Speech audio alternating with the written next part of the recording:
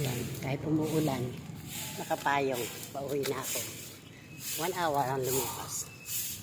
At yun nga, dahil wala naman akong kasama sa bahay, hindi yung pusa, saka yung isa kong anak.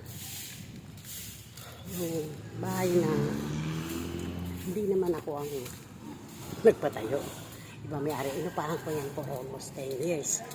Nangalat kami noon, nung kami nasa loob ng kulto, sa dami ng patarget, nawalan kami ng tahanan.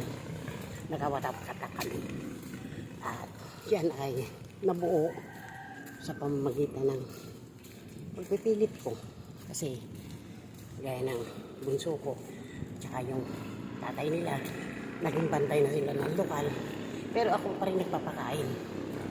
At yung isa, nakisama naman sa isang kapatid ko, no? Pero hindi rin maganda ang trato sa kanya. Ganun din ako. Naging alilangga din ako. Yung isa kong anak, para siyang yung bang nabigla sa pagnayari. Biglang nag-asawa.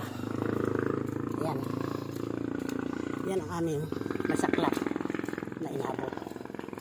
Nagpilit ako huli, mabuo kami. Magsama-sama kami sa isang maliit lang na kwarto. Pinagsagapan ko maipot. Paunti-unti yung deposit namin, tsaka down. Hanggang ngayon, magte-10 years na kami. Kaya hindi ko siya pwedeng abandonin.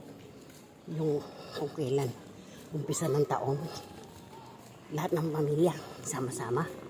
Panahon na reunion pa nga yan eh. Yan ang hindi nakita ng mga anak ko. Kaya iniwan nila, sama nila, papa nila. Nagsama-sama sila doon. Isang malaking bahay. Doon sila nag-celebrate. Dahil kasama ko, palagi, hindi sumama sa kanila. Ayun.